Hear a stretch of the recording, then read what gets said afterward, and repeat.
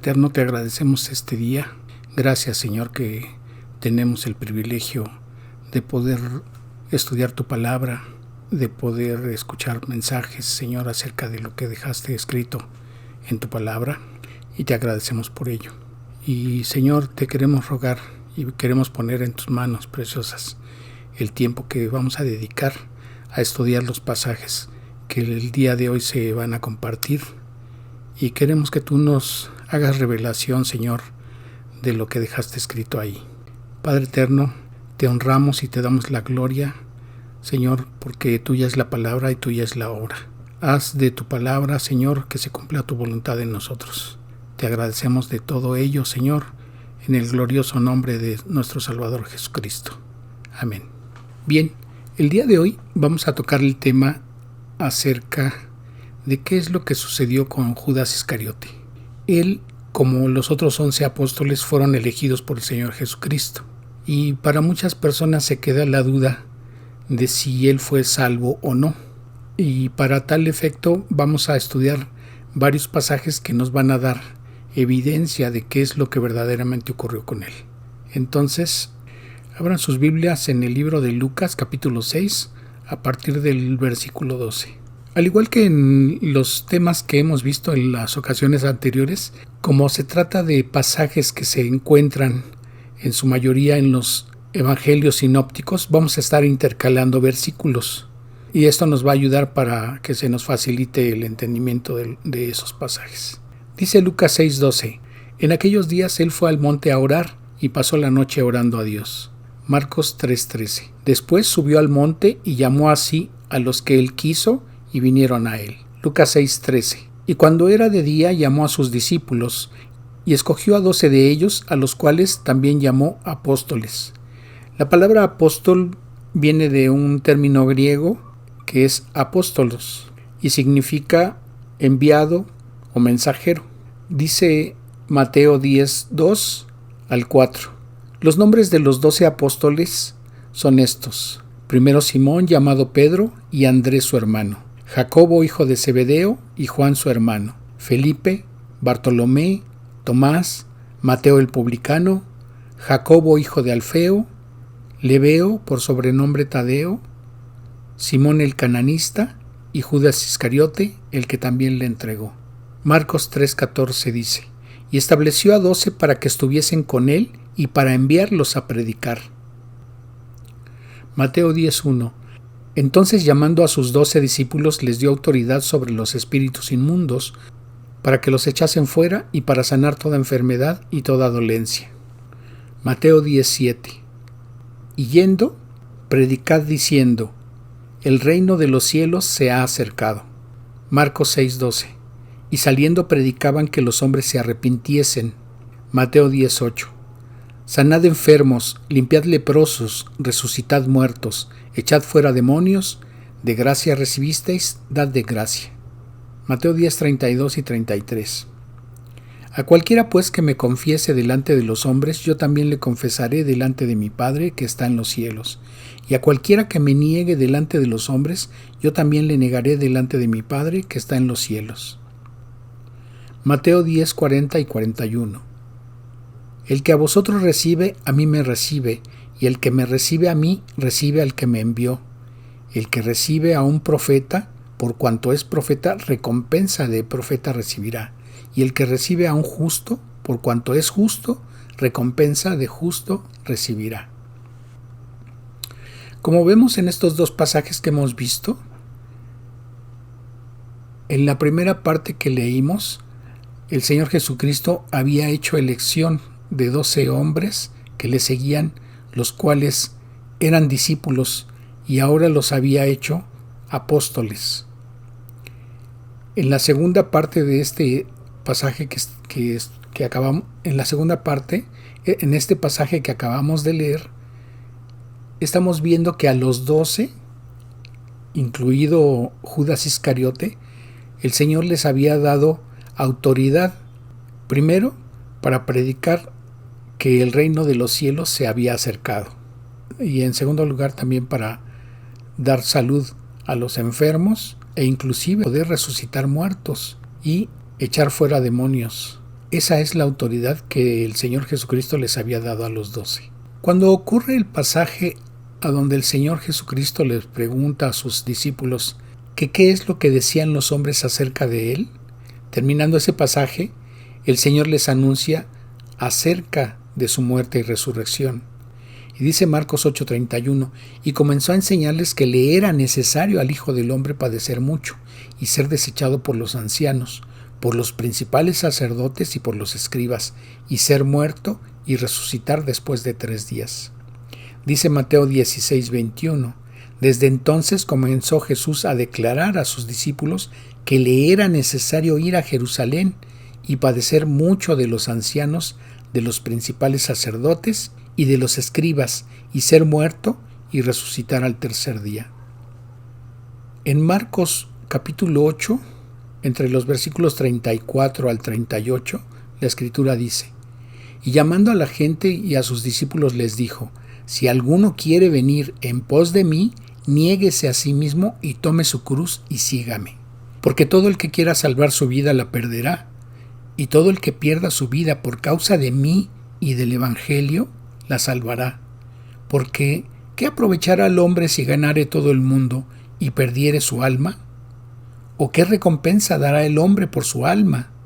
Porque el que se avergonzare de mí y de mis palabras, en esta generación adúltera y pecadora, el Hijo del Hombre se avergonzará también de él cuando venga en la gloria de su Padre con los santos ángeles.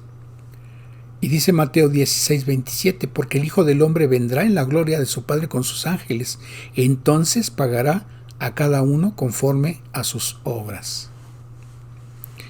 Entonces, aquí el Señor está haciendo también una primera advertencia, que todo aquel que quiera seguirle a Él tendría que negarse a sí mismo para poder seguirle. Entonces está señalando que todo el que pierda su vida en este mundo por causa de Él y del Evangelio tendrá la salvación. La segunda ocasión en que el Señor de nueva cuenta les hace ver a sus discípulos que tiene que padecer y morir, pero al 3er día resucitar, es después de que es sanado un muchacho endemoniado. La tercera ocasión en que el Señor Jesucristo anuncia su muerte por 3ª vez a sus discípulos es después de que les habla acerca de la parábola de los obreros de la viña y lo que acontece con respecto al joven rico.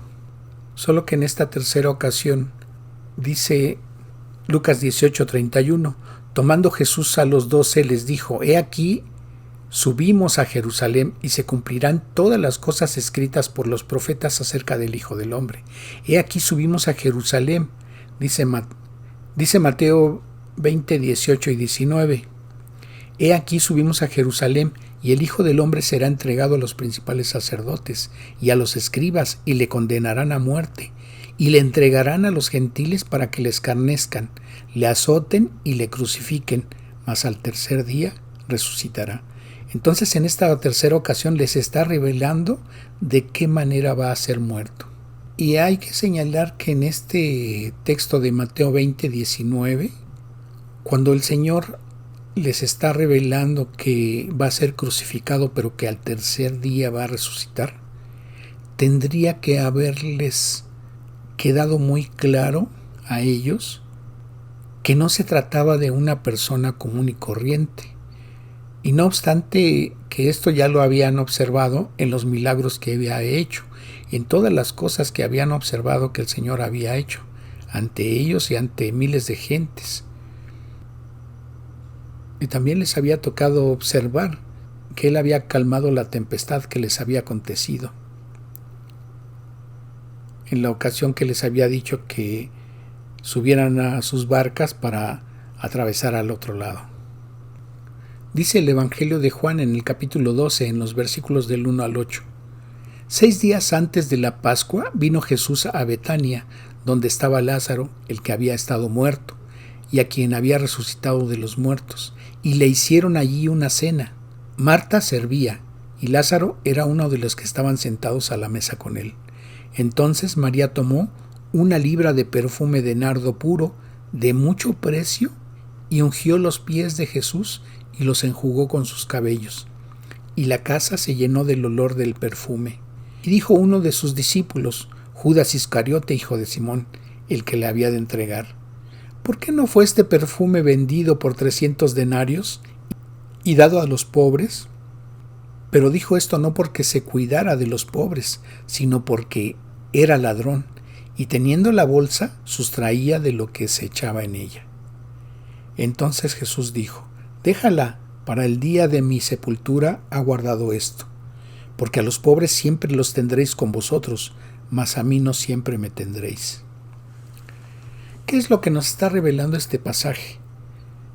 Que Judas Iscariote, aún observando y escuchando las enseñanzas y las exhortaciones que el Señor Jesucristo compartía a la gente que le escuchaba, él tenía una conducta pecaminosa y no estaba teniendo ningún cambio, a diferencia de los otros discípulos que le seguían al Señor.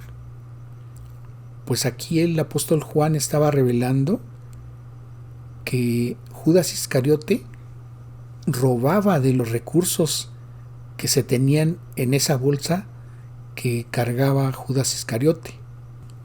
Entonces, él estaba viendo que habría podido sustraer más recursos de los que ya se había robado en otras ocasiones. ¿Y por qué había tenido él esta manifestación? Dice Juan 12:5 que él había expresado que ese perfume bien se habría podido vender por 300 denarios, pero quizá él probablemente estaba estimando que el precio de ese perfume hubiera podido ser aún mayor, y 300 denarios está indicando que sería el precio o la paga que se pudiera dar a un trabajador por un año de servicio. Entonces, no era cualquier cantidad la que él estaba viendo que se podría obtener al vender ese perfume. Y eso era lo que le estaba moviendo a expresar eso que él sentía en ese momento. La intención que él tenía para poderse apoderar de ese dinero en el caso de que él lo hubiera podido vender. Dice Marcos 14:1: 2 días después era la Pascua y la fiesta de los panes sin levadura, y buscaban los principales sacerdotes y los escribas cómo prenderle por engaño y matarle. Mateo 26:1-4 dice: cuando hubo acabado Jesús todas estas palabras, dijo a sus discípulos: sabéis que dentro de 2 días se celebra la Pascua, y el Hijo del Hombre será entregado para ser crucificado. Entonces los principales sacerdotes, los escribas y los ancianos del pueblo se reunieron en el patio del sumo sacerdote llamado Caifás, y tuvieron consejo para prender con engaño a Jesús y matarle. Al respecto dice Lucas capítulo 22, en los versículos 1 y 2, estaba cerca la fiesta de los panes sin levadura, que se llama la Pascua, y los principales sacerdotes y los escribas buscaban cómo matarle, porque temían al pueblo. Mateo 26, 14 y 15 dicen: entonces uno de los 12, que se llamaba Judas Iscariote, fue a los principales sacerdotes y les dijo: ¿qué me queréis dar y yo os lo entregaré? Y ellos le asignaron 30 piezas de plata. Y él se comprometió y buscaba una oportunidad para entregárselo a espaldas del pueblo. Entonces, primeramente ya habíamos visto que él era un ladrón. Y en este pasaje estamos viendo el interés de él de traicionar y de vender a su señor con tal de obtener esa plata que le habían ofrecido. Dice Lucas 22:7: llegó el día de los panes sin levadura, en el cual era necesario sacrificar el cordero de la Pascua. Mateo 26:20 dice: cuando llegó la noche se sentó a la mesa con los 12. Lucas 22:15 y 16 dice: Y les dijo: cuánto he deseado comer con vosotros esta Pascua antes que padezca, porque os digo que no la comeré más hasta que se cumpla en el reino de Dios. Lucas 22, 18. Porque os digo que no beberé más del fruto de la vid hasta que el reino de Dios venga. Lucas 22, 17. Y habiendo tomado la copa, dio gracias y dijo: tomad esto y repartidlo entre vosotros. Lucas 22, 19 y 20 dicen: y tomó el pan y dio gracias y lo partió y les dio diciendo: esto es mi cuerpo que por vosotros es dado, haced esto en memoria de mí. De igual manera, después que hubo cenado, tomó la copa diciendo: esta copa es el nuevo pacto en mi sangre que por vosotros se derrama. Marcos 14, 24. Y les dijo: esto es mi sangre del nuevo pacto que por muchos es derramada. Mateo 26, 28 y 29. Porque esto es mi sangre del nuevo pacto, que por muchos es derramada para remisión de los pecados. Esta era la finalidad del sacrificio del Señor Jesucristo. Él, dice la palabra, que es, en palabras de Juan el Bautista, el Cordero de Dios que quita el pecado del mundo. Y así como se celebraba en la Pascua el sacrificio de un cordero, en este caso iba a ser el sacrificio del Cordero de Dios. Y como aquí dice en Mateo 26, 28, porque esto es mi sangre del nuevo pacto, que por muchos es derramada para remisión de los pecados. Y os digo que desde ahora no beberé más del fruto de la vid hasta aquel día en que lo vea de nuevo con vosotros en el reino de mi Padre. Mateo 26, 21. Y mientras comían dijo: de cierto os digo que uno de vosotros me va a entregar. Lucas 22, 21. Mas he aquí la mano del que me entrega está conmigo en la mesa. Mateo 26, 24. A la verdad, el Hijo del Hombre va, según está escrito de él. Mas ay de aquel hombre por quien el Hijo del Hombre es entregado. Bueno le fuera a este hombre no haber nacido. Como vemos en estos versículos, el Señor Jesucristo sabía que Judas Iscariote lo iba a entregar y estaba haciendo la advertencia. En este punto del pasaje, Judas Iscariote se hubiera podido detener de esa decisión que iba a tomar. Tenía la oportunidad de haberse arrepentido en este punto, de no hacer lo que ya había pactado con los sacerdotes para entregar al Señor. Porque es dura la advertencia que estaba haciendo aquí, según Mateo 26, 24 dice, y vuelvo a leer: a la verdad el Hijo del Hombre va según está escrito de él. ¿Lo hubiera entregado o no Judas Iscariote al Señor? La escritura se iba a cumplir, porque aquí está diciendo el Señor en la palabra: a la verdad el Hijo del Hombre va según está escrito de él. Mas ay de aquel hombre por quien el Hijo del Hombre es entregado. Bueno le fuera a este hombre no haber nacido. Entonces, muchos creen que la participación de Judas Iscariote, al haberlo traicionado, era necesario para que se cumpliera esta parte de la palabra, esta parte de la Escritura acerca del Señor Jesucristo. Pero aquí en este versículo se está revelando que ciertamente la Escritura se iba a cumplir, y le advierte,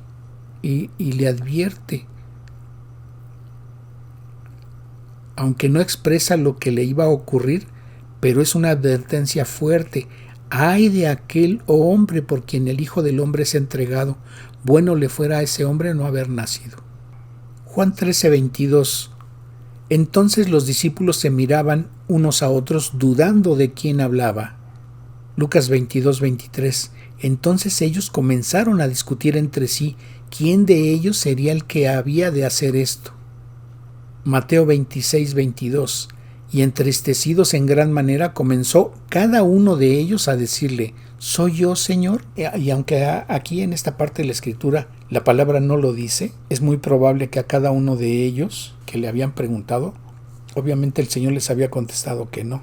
Juan capítulo 13, en los versículos 23 al 26, dice la Escritura: y entristecidos en gran manera comenzó cada uno de ellos a decirle: ¿Soy yo, Señor? Y uno de sus discípulos, al cual Jesús amaba, estaba recostado al lado de Jesús. A este, pues, hizo señas Simón Pedro para que preguntase quién era aquel de quien hablaba. Él entonces, recostado cerca del pecho de Jesús, le dijo: Señor, ¿quién es? Y en Juan 13:26 el Señor respondió: A quien yo diere el pan mojado, aquel es. Y mojando el pan, lo dio a Judas Iscariote, hijo de Simón. Mateo 26:23. Entonces él respondiendo dijo: El que mete la mano conmigo en el plato, ese me va a entregar. Mateo 26:25. Entonces respondiendo Judas, el que le entregaba, dijo: ¿Soy yo, maestro? Le dijo: Tú lo has dicho. Y aquí en esta parte del pasaje, Judas quedaba descubierto ante el Señor acerca de lo que iba a hacer. Esa fue la segunda oportunidad que tuvo Judas de arrepentirse de lo que iba a hacer, pues ya había escuchado la advertencia. En este punto, él se pudo haber detenido acerca de esa decisión que iba a tomar. Y aún a pesar de esa advertencia, él continuó adelante. ¿Qué es lo que estaba provocándose él mismo con su actitud? Dice Juan 13:27, y después del bocado Satanás entró en él. Entonces Jesús le dijo: Lo que vas a hacer, hazlo pronto. Cuando una persona se obstina con el pecado, entonces es sujeto de que las entes demoníacas posean a esa persona. Y si se tratase de un creyente, obviamente un creyente no puede ser poseído por demonios, pero bien sí puede ser motivado por ellos. Recordemos que el hombre tiene libre albedrío, entonces es libre de ejercer sus decisiones, lo cual se origina en lo que tiene su corazón. Entonces se debe tener cuidado de qué es lo que la persona tiene en su corazón, porque si es recurrente ese pecado, puede tomar decisiones que le afectarán grandemente en su vida espiritual. Y como vemos en este caso, ¿por qué dice la palabra que Satanás entró en él? Y es el único caso que en los evangelios se menciona que Satanás haya poseído a una persona. Sigue diciendo la palabra en Juan 13:28 al 33. Pero ninguno de los que estaban a la mesa entendió por qué le dijo esto el Señor a Judas Iscariote. Porque algunos pensaban, puesto que Judas tenía la bolsa, que Jesús le decía: compra lo que necesitamos para la fiesta, o que diese algo a los pobres. Cuando él pues hubo tomado el bocado, luego salió, y era ya de noche. Entonces cuando hubo salido, dijo Jesús: Ahora es glorificado el Hijo del Hombre, y Dios es glorificado en él. Si Dios es glorificado en él, Dios también le glorificará en sí mismo, y enseguida le glorificará. Hijitos, aún estaré con vosotros un poco. Me buscaréis, pero como dije a los judíos, así os digo ahora a vosotros: a donde yo voy, vosotros no podéis ir. Dice Mateo 26:30. Y cuando hubieron cantado el himno, salieron al monte de los olivos. Juan 18:1. Habiendo dicho Jesús estas cosas, salió con sus discípulos al otro lado del torrente de Cedrón, donde había un huerto en el cual entró con sus discípulos. Lucas 22:39 y 40. Y saliendo se fue como solía al monte de los olivos, y sus discípulos también le siguieron. Cuando llegó a aquel lugar, les dijo: orad que no entréis en tentación. Mateo 26:36. Entonces llegó Jesús con ellos a un lugar que se llama Getsemaní, y dijo a sus discípulos: sentaos aquí, entre tanto que yo voy allí y oro. En el transcurso de este pasaje, la Escritura dice que el Señor regresó a sus discípulos en 3 ocasiones. Y en cada una de esas 3 ocasiones, a pesar de la exhortación que Él les había hecho, los encontró durmiendo. Mateo 26:45. Entonces vino a sus discípulos y les dijo: Dormid ya, descansad, he aquí ha llegado la hora, y el Hijo del Hombre es entregado en manos de pecadores. Levantaos, vamos, ved, se acerca el que me entrega. Juan 18:2. Y también Judas, el que le entregaba, conocía aquel lugar, porque muchas veces Jesús se había reunido allí con sus discípulos. Mateo 26:47. Mientras todavía hablaba, vino Judas, uno de los 12, y con él mucha gente con espadas y palos, de parte de los principales sacerdotes y de los ancianos del pueblo. Y Judas, pues, tomando una compañía de soldados y alguaciles de los principales sacerdotes y de los fariseos, fue allí con linternas y antorchas y armas. Mateo 26:47. Mientras todavía hablaba, vino Judas, uno de los 12, y con él mucha gente con espadas y palos, de parte de los principales sacerdotes y de los ancianos del pueblo. Juan 18:3 al 9.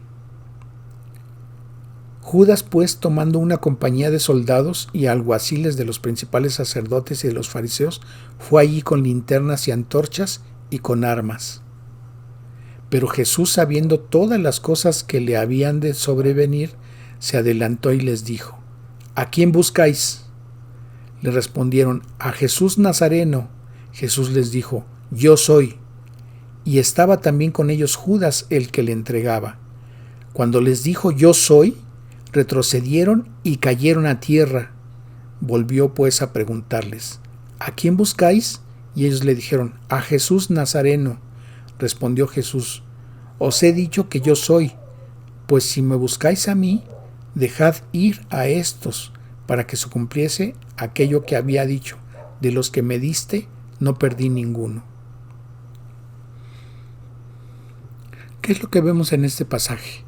Dice Juan 18:3 que Judas, tomando una compañía de soldados, y aunque en esto los autores no se ponen de acuerdo, pues algunos hablan de 500 o 600 soldados, otros autores hablan de cerca de 6,000.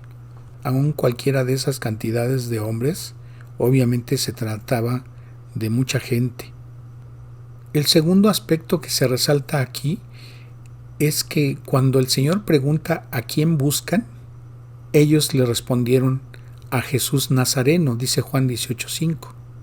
Y dice la Escritura ahí en ese texto que el Señor les dijo: Yo soy. Y dice Juan 18:6 que cuando Él dijo: Yo soy, ellos retrocedieron y cayeron a tierra. Y esto habla de un hecho sobrenatural, pues ¿cómo podría ser que eso que había expresado el Señor Jesucristo había hecho, primero, retroceder, y en segundo lugar, que los haya hecho caer? Si recordamos esa expresión, dice de sí mismo Dios cuando Dios se revela por primera vez a Moisés. Entonces la voz que estaban escuchando en ese momento era la voz de Cristo como Dios, pues Él es Dios, y eso es lo que los había impactado a ellos. Como esta revelación hubiera hecho, probablemente, aunque no lo dice la Escritura, pero podría suponer yo que esto hubiera hecho retroceder a estas personas y aún pues arrepentirse de prenderlo a Él. Entonces la segunda vez que el Señor les pregunta que a quién buscan, en su postura como hombre, en Juan 18:8, respondió Jesús: Os he dicho que yo soy, pues si me buscáis a mí, dejad ir a estos. Mateo 26:48 al 50 dice: Y el que le entregaba les había dado señal diciendo: Al que yo besare, ese es, prendedle. Y enseguida se acercó a Jesús y dijo: Salve, maestro. Y le besó. Y Jesús le dijo: Amigo, ¿a qué vienes? Y esto no porque el Señor ignorare a qué es a lo que había acudido Judas, pues él bien sabía que Judas lo había traicionado y le estaba entregando en ese momento, pero más bien tendría que ver esta expresión con: ¿acaso era necesario que tú vinieras? Recordemos la advertencia que ya le había hecho durante la cena. y obviamente pues se iba a hacer acreedor a las consecuencias de esa advertencia. Y sigue diciendo Mateo 26:50. Entonces se acercaron y echaron mano a Jesús y le prendieron. Lucas 22:48. Entonces Jesús le dijo: Judas, ¿con un beso entregas al Hijo del Hombre? Marcos 14:46. Entonces ellos le echaron mano y le prendieron. Juan 18:10. Entonces Simón Pedro, que tenía una espada, la desenvainó e hirió al siervo del sumo sacerdote y le cortó la oreja derecha, y el siervo se llamaba Malco. Lucas 22:51. Entonces respondiendo Jesús dijo: Basta ya, dejad, y tocando su oreja le sanó. En esta parte del pasaje vemos otro acontecimiento en el cual se está manifestando también la calidad divina del Señor Jesucristo. Pues ¿cómo era posible que, habiendo perdido la oreja por acción de la espada de Pedro, este hombre que era siervo del sumo sacerdote, el Señor en un instante le había sanado? No está diciendo el pasaje que el Señor le haya recogido la oreja que le había cortado Pedro a este hombre y se la haya pegado, sino que dice que le tocó y en ese momento le sanó. Quiere decir que en ese momento el Señor le estaba generando o le estaba dando una oreja nueva a este hombre. Entonces era otra oportunidad para que ellos hubieran entendido de quién se trataba, pues ya que en muchas ocasiones él había manifestado ser el Hijo de Dios. Juan 18:11. Jesús entonces dijo a Pedro: Mete tu espada en la vaina, la copa que el Padre me ha dado, ¿no la he de beber? Mateo 26:52 al 54. Entonces Jesús le dijo: Vuelve tu espada a su lugar, porque todos los que tomen espada, a espada perecerán. ¿Acaso piensas que no puedo ahora orar a mi Padre y que Él no me daría más de 12 legiones de ángeles? Pero entonces, ¿cómo se cumplirían las Escrituras de que es necesario que así se haga? Y nuevamente el Señor estaba diciendo la calidad divina que Él tiene. Pues de nueva cuenta estaba manifestando ser el Hijo de Dios. Pues ¿a quién Dios le iba a proporcionar 12 legiones de ángeles? ¿Quién era el único Padre que podría hacer esto? Obviamente Dios. Entonces, no solamente con las expresiones que Él había hecho, sino con lo que Él estaba manifestando en ese momento en que habían acudido para arrestarle. Estaba manifestando su calidad divina.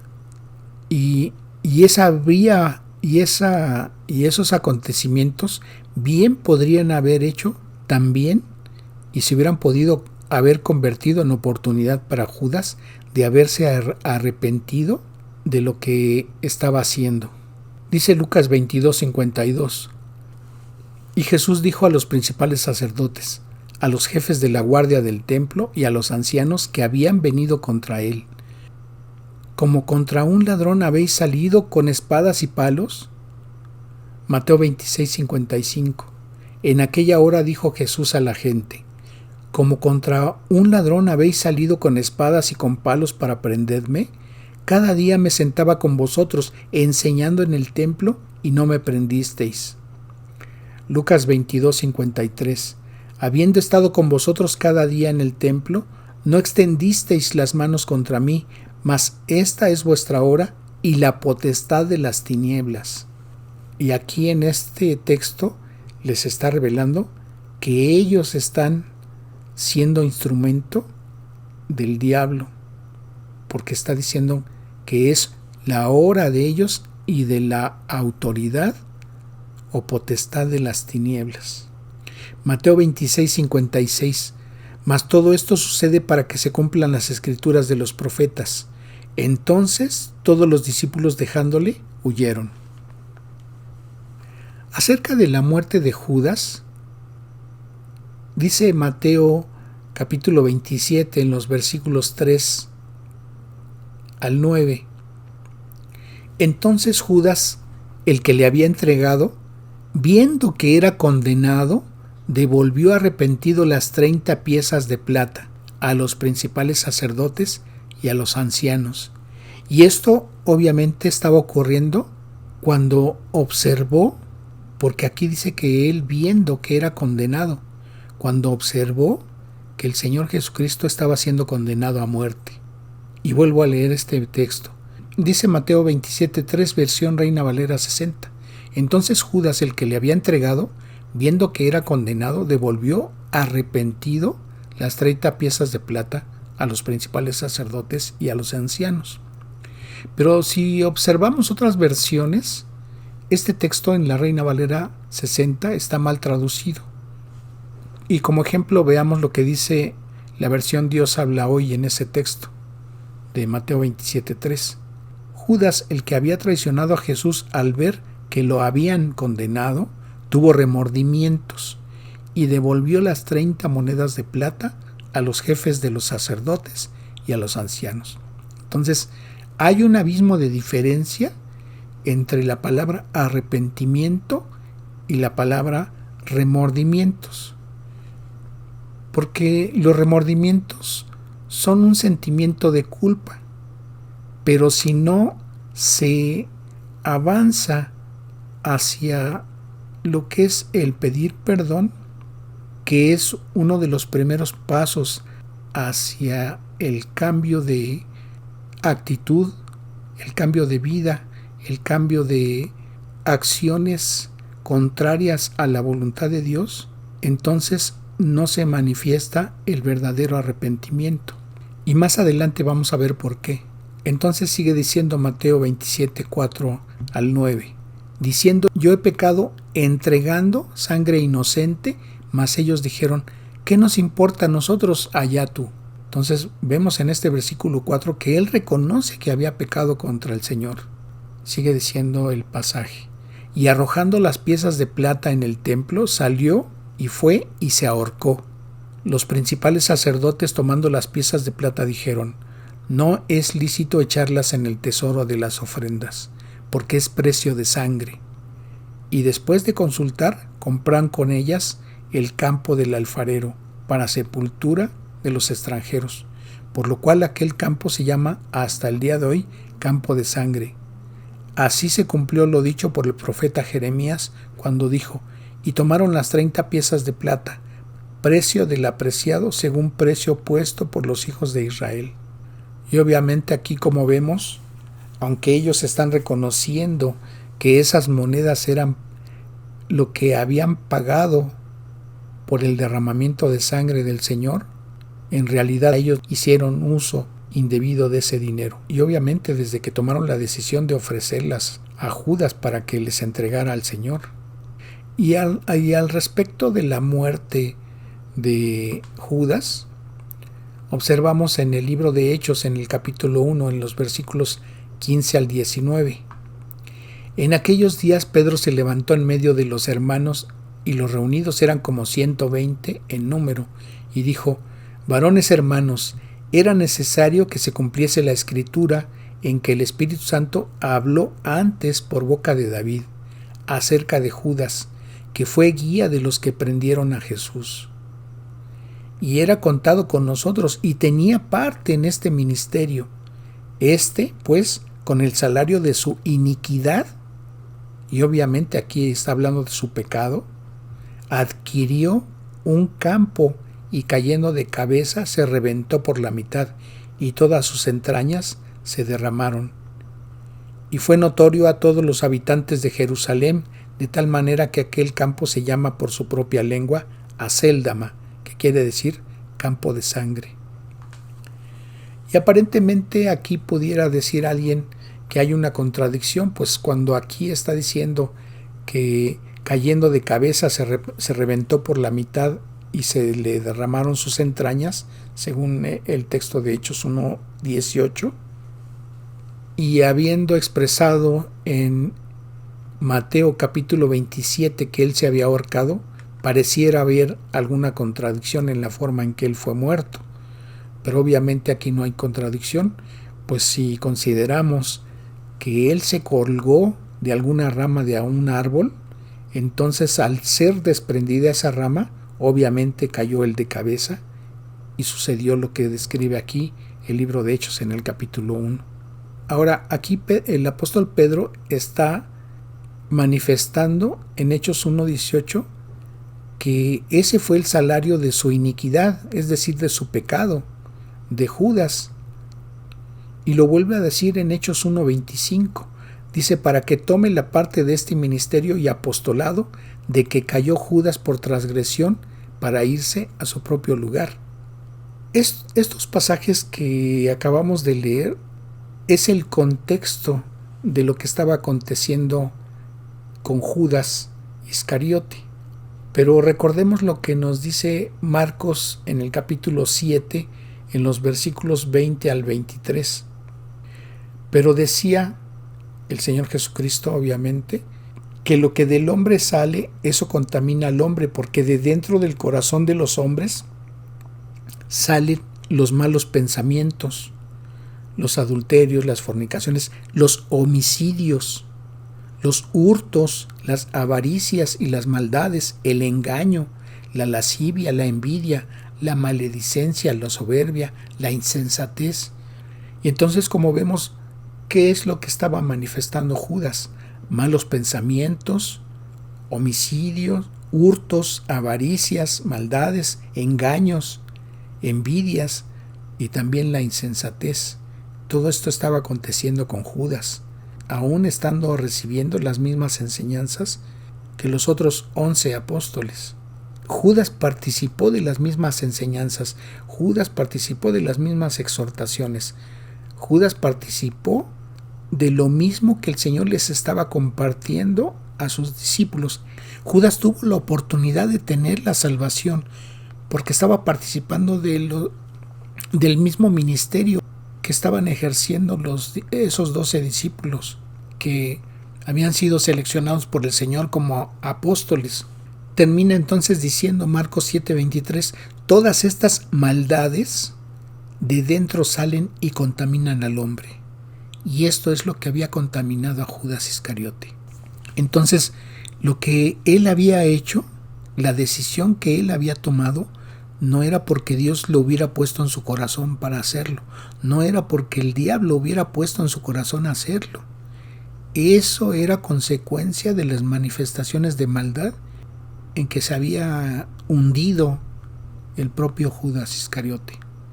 Y recordemos también lo que habló el Señor Jesucristo en Lucas capítulo 15, en el versículo 7. Os digo que así habrá más gozo en el cielo por un pecador que se arrepiente que por 99 justos que no necesitan de arrepentimiento. Y esto es lo que le faltó a Judas Iscariote, el arrepentimiento. Esta enseñanza, esta exhortación, estas palabras que está expresando aquí en ese versículo el Señor Jesucristo, Él las habló cuando delante de los escribas y fariseos estaba compartiendo acerca del hijo pródigo. Judas tenía que haberse acordado de estas enseñanzas, de esas exhortaciones y de esas palabras que había expresado el Señor, habiendo entendido que el Señor es misericordioso y hablando de ese pecador que se arrepiente.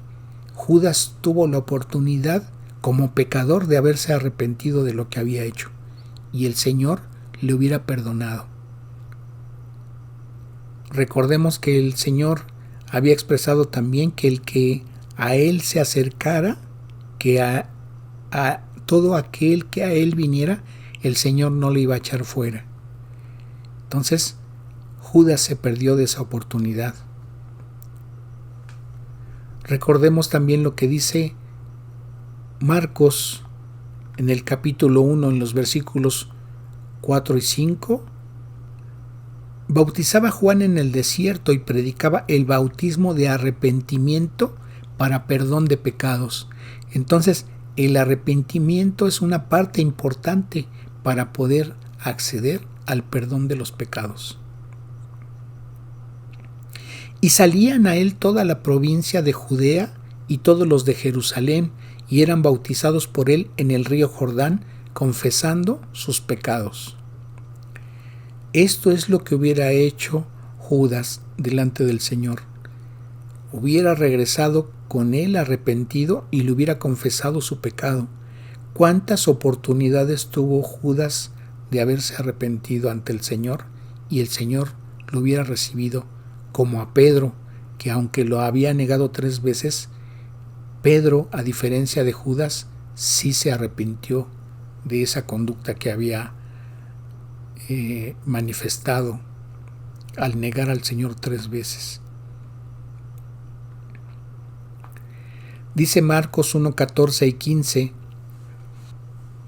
después que Juan el Bautista, fue encarcelado, Jesús vino a Galilea predicando el evangelio del reino de Dios, diciendo, el tiempo se ha cumplido y el reino de Dios se ha acercado. Arrepentíos y creed en el evangelio.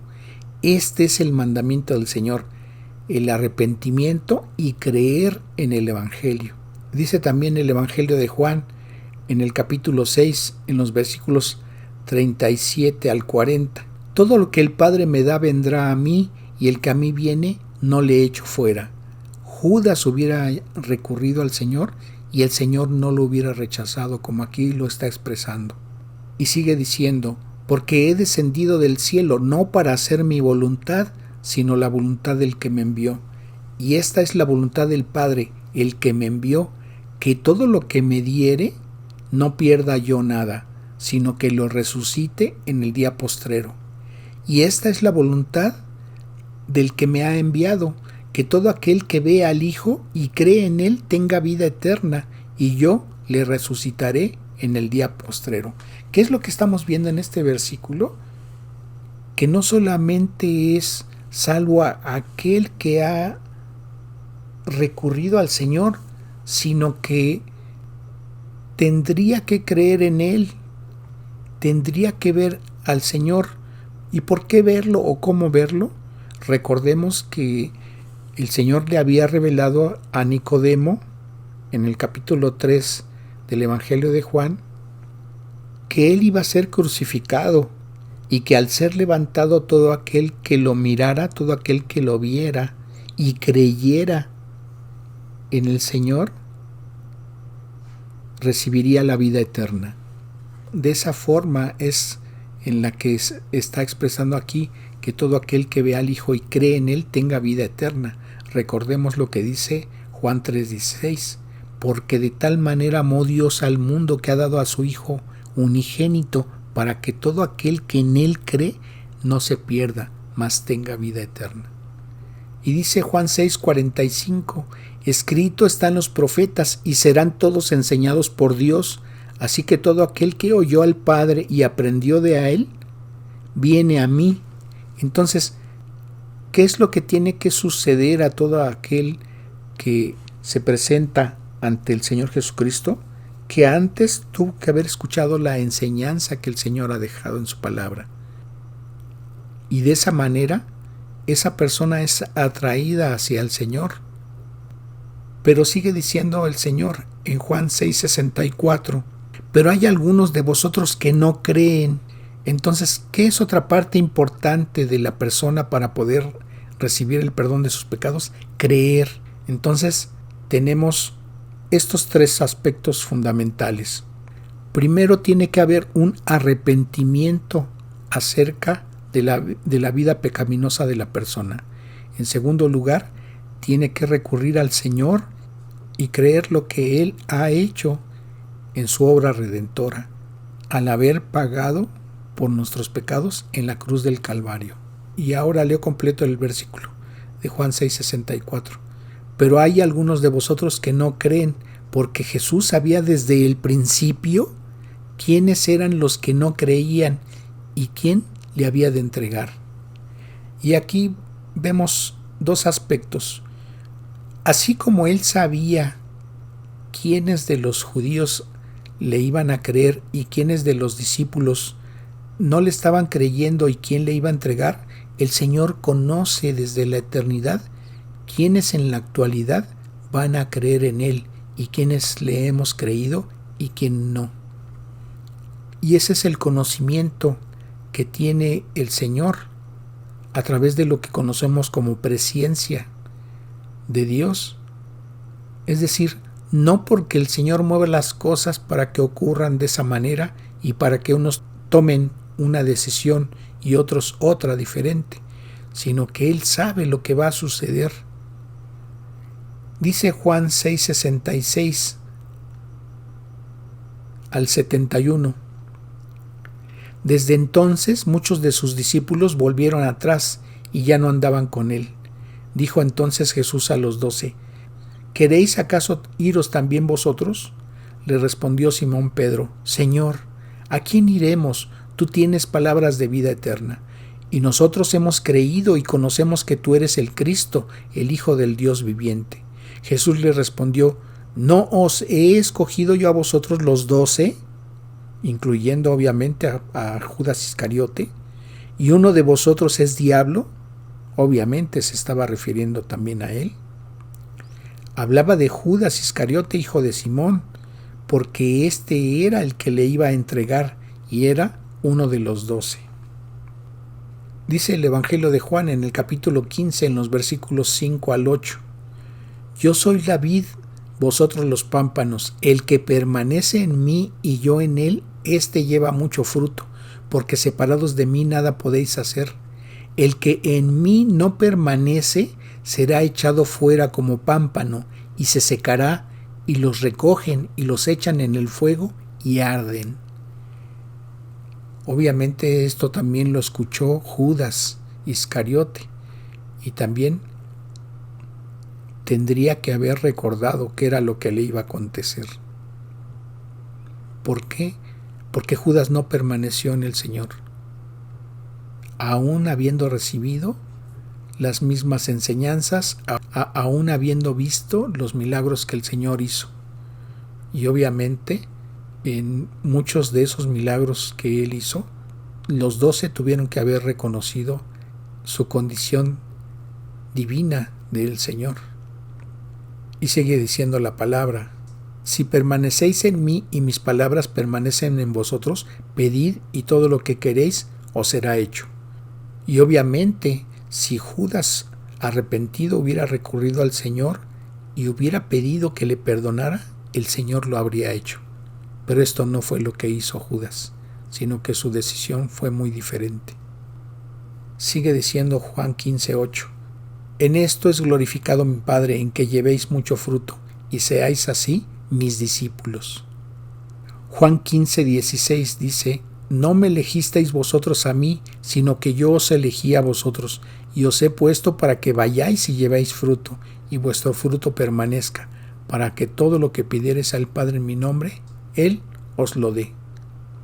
Ahora, ¿por qué podemos concluir que Judas Iscariote fue condenado, que él no fue salvo, a pesar de haber participado de lo que los otros 11 apóstoles habían recibido de parte del Señor? Y esto lo observamos en una oración que obviamente el Señor elevó al Padre estando ahí en el huerto de Getsemaní. Y lo podemos leer en el Evangelio de Juan, en el capítulo 17, en los versículos 1 al 12. Estas cosas habló Jesús y levantando los ojos al cielo dijo: Padre, la hora ha llegado. Glorifica a tu Hijo para que también tu Hijo te glorifique a ti, como le has dado potestad sobre toda carne para que dé vida eterna a todos los que le diste. Y esta es la vida eterna, que te conozcan a ti, el único Dios verdadero, y a Jesucristo, a quien has enviado. Yo te he glorificado en la tierra, he acabado la obra que me diste que hiciese.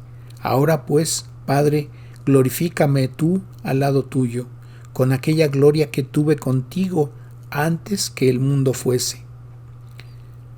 He manifestado tu nombre a los hombres que del mundo me diste, tuyos eran y me los diste, y han guardado tu palabra.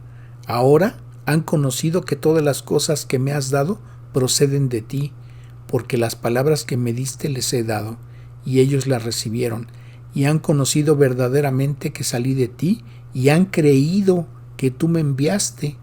Yo ruego por ellos, no ruego por el mundo, sino por los que me diste, porque tuyos son. Y todo lo mío es tuyo, y lo tuyo es mío, y he sido glorificado en ellos. Y ya no estoy en el mundo, mas estos están en el mundo, y yo voy a ti, Padre Santo, a los que me has dado, guárdalos en tu nombre, para que sean uno, así como nosotros. Cuando estaba con ellos en el mundo, yo los guardaba en tu nombre. A los que me diste yo los guardé, y ninguno de ellos se perdió, sino el hijo de perdición, para que la Escritura se cumpliese. Entonces, aquí el Señor está revelando en esa oración que efectivamente Judas Iscariote cayó en condenación, y por eso le llama aquí el hijo de perdición, y es el único de los 12 que se perdió. Ahora, en el texto bíblico hay alguien más a quien se le identifica como el hijo de perdición, y esto lo encontramos en 2 de Tesalonicenses capítulo 2 versículo 3, a donde está diciendo el apóstol Pablo: nadie os engañe en ninguna manera, porque no vendrá sin que antes venga la apostasía y se manifieste el hombre de pecado, el hijo de perdición.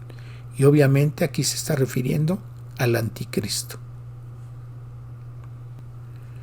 Como hemos visto, Judas Iscariote, aún teniendo la condición de apóstol, eso no le garantizó su salvación, porque él tenía que manifestar su creencia en el Señor, manifestar la fe en lo que el Señor iba a hacer. Tendría que haber permanecido en el Señor, tendría que haber permanecido en las palabras que el Señor les había compartido. Tenía que haber esperado a que el Señor cumpliera la obra redentora, y habiendo permanecido él, tendría que haber obviamente recibido la salvación, lo cual no ocurrió, porque Judas Iscariote no permaneció en el Señor, porque Judas Iscariote tomó sus decisiones pecaminosas, y obviamente sus decisiones le llevaron a esa perdición, le condujeron a ser el hijo de perdición. Él se quedó en la condición solamente de remordimiento y no recurrió al Señor para obtener el perdón. El Señor le hubiera restaurado, pero esto no ocurrió. Entonces Judas Iscariote se perdió. Él ahora está condenado en el infierno. ¿Qué decisión vas a tomar después de escuchar esta parte del Evangelio? Si no has tomado la decisión aún de entregar tu vida al Señor, considera si acaso Dios ha hablado hoy a tu vida. Si quieres aprovechar esta oportunidad que Dios te está dando, yo te invito a que en este momento inclines tu rostro, cierres los ojos y le digas esto a Dios.